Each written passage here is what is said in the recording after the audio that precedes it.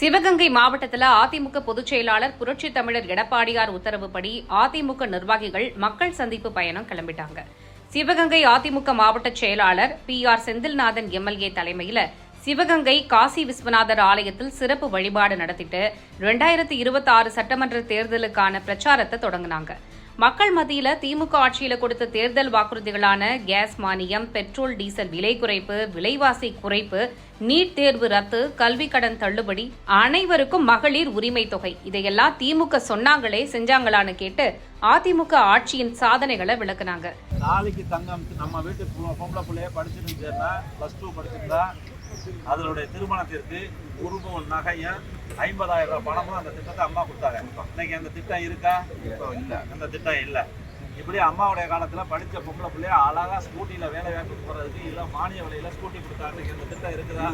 விருதுநகர் மண்டல IT wing பொருளாளர் KC Prabhat திமுக ஆட்சியின் உருட்டுகளும் திருட்டுகளும் பத்தி விளக்கமா செயல்முறை மூலமா மக்களுக்கு எடுத்து சொன்னாரு. சிவகங்கை மாவட்டத்தின் அத்தனை தொகுதியிலையும் அதிமுக கூட்டணியை ஜெயிக்க வைப்போம்னு உறுதியோட களம் இறங்கி இருக்காங்க சிவகங்கை மாவட்ட அதிமுக நிர்வாகிகள். மின் கட்டணம் மாதந்தோறும் செலுத்து என்று சொன்னாங்க, செஞ்சாங்களா? கொண்டு வரல. மாணவர்கள் கல்வி கடன் ரத்து சொன்னாங்க, செஞ்சாங்களா? 5.5 லட்சம் அரசு வேலைவாய்ப்பு உருவாக்கி 5 லட்சம் பேருக்கு அரசு வேலை